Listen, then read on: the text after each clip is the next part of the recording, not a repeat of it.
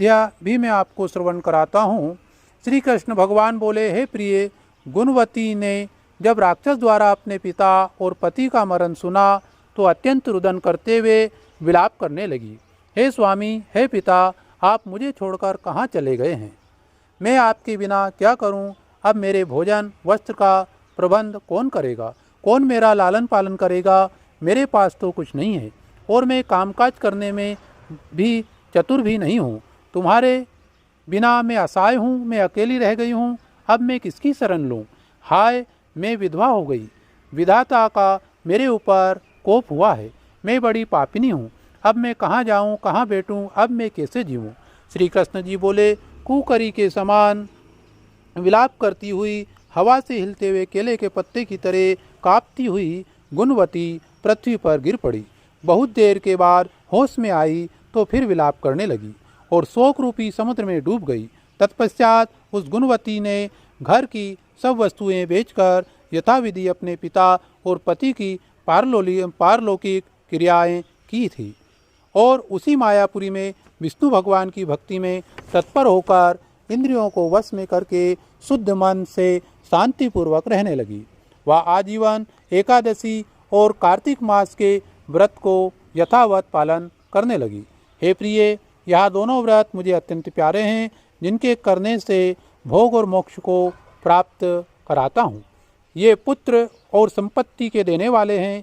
कार्तिक मास में सूर्य निकलने पर जो मनुष्य प्रातः काल उठकर नित्य स्नान करते हैं वे मुक्ति को प्राप्त होते हैं। जो मनुष्य कार्तिक मास में स्नान, जागरण, दीपदान और तुलसी के वृक्ष की पूजा करते हैं और विष्णु भगवान के मंदिर में झाड़ू लगाते हैं, सातिया बनाते हैं, रंगोली बनाते हैं, विष्णु की पूजा आदि का कार्य नियम पूर्वक करते हैं, वे जीवन मुक्त होते हैं। जो कार्तिक में 3 दिन भी ये नियम पालन करते हैं वे देवताओं की तरह पूजे जाते हैं और जो जन्म भर प्रत्येक वर्ष करते रहते हैं उनका तो फिर कहना ही क्या है। इस प्रकार वह गुणवती प्रत्येक वर्ष कार्तिक व्रत और भक्ति पूर्वक विष्णु भगवान का नित्य नियम पूजन आदि करती रही। एक समय वह वृद्धावस्था के कारण रोग से दुर्बल हो गई और ज्वर से पीड़ित होने पर भी धीरे धीरे चलकर गंगा स्नान के लिए गई। जो ही पानी में उतरी, जाड़े के मारे थर थर कांपने लगी। उसी समय गुणवती ने आकाश से अपनी तरफ आता हुआ एक विमान देखा। उस विमान में शंख, चक्र, गदा, पद्म आदि आयुधों को लिए हुए विष्णु स्वरूप चतुर्भुजधारी पार्षद विद्यमान थे। वे गरुड़ की ध्वजा वाले अप्सराओं से युक्त उस दिव्य विमान में गुणवती को बैठाकर वैकुंठ को ले गए। उस विमान में बैठी हुई गुणवती प्रदीप्त अग्नि के समान सुशोभित थी। इस प्रकार वह कार्तिक व्रत के प्रभाव से मेरे पास वैकुंठ धाम में आ जाती है।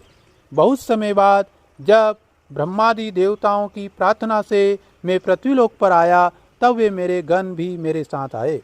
हे भामिनी, ये सब यादव मेरे गण हैं। तुम्हारे पिता देव शर्मा भी इस जन्म में सत्राजित यादव होकर आए तथा तुम्हारे पति चंद्र शर्मा इस जन्म में अक्रूर है। हे सुबह, तुम वही गुणवती हो जो कार्तिक के स्नान के प्रभाव से मेरे लिए अत्यंत प्रिय हुई। पूर्व जन्म में तुमने जो मेरे मंदिर के सामने तुलसी का बगीचा लगाया था, उसी पुण्य के कारण यह कल्प वृक्ष आज तुम्हारे आंगन में है। कार्तिक मास में जो तुमने पहले दीप का दान किया था, उसी पुण्य के फल से तुम्हारी देह बड़ी देदीप्यमान और सुंदर है और घर में लक्ष्मी देवी का निवास है। उस जन्म में तुमने जो संपूर्ण व्रताधिक पति स्वरूप भगवान को अर्पण किए थे, इसलिए तुम मेरी प्रिय बनी हो। और तुमने जन्म से मृत्यु तक जो कार्तिक व्रत उपवास किए थे, उनके पुण्य प्रभाव के कारण हमारा और तुम्हारा कभी भी वियोग नहीं होगा। इसी प्रकार कार्तिक मास में नियम पूर्वक व्रत करने वाले लोग तुम्हारे समान ही मेरे प्यारे होंगे और सदा मेरे पास रहेंगे। अनेक प्रकार के यज्ञ, दान, व्रत, तप करने वाले मनुष्यों को जो फल मिलता है वह कार्तिक मास के व्रत के बराबर फलदायक नहीं है। सूत जी बोले, सत्यभामा जी अपने पूर्व जन्म का सब हाल जानकर बड़ी प्रसन्न हुई है और माधव श्री कृष्ण को नमस्कार कर कहने लगी है। प्रिय सज्जनों, जो कार्तिक मास का व्रत करते हैं, स्नान करते हैं, उनको रात्रि में जागरण करना चाहिए, दीपदान करना चाहिए और भजन करना चाहिए और सुंदर सी कथा का श्रवण भी आपस में करना चाहिए। उनको नियम पूर्वक स्नान, ध्यान, पूजा के पश्चात इस कथा को श्रवण करना चाहिए। रात्रि में फिर भजन गायन करना चाहिए और मन को स्थिर करने के लिए सुंदर कहानियों को आपस में कहना सुनना चाहिए। उसी सुंदर कहानी में एक कहानी मैं आपको आज सुना रहा हूँ, इसे आप लोग आपस में सुने। एक डोकरी तुलसा जी की पूजा करती थी, तुलसी में जल चढ़ाने जाया करती थी। तुलसी माता तू सुखदाता, बिरला सींचू तू कर निस्तारो मेरो।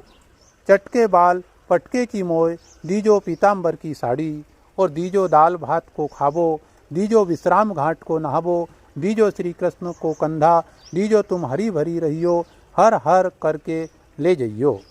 तुलसा जी सूखती जाए कि डोकरी मांगे सो सब दे दूंगी, पर कृष्ण जी को कंधा कहाँ से दूंगी।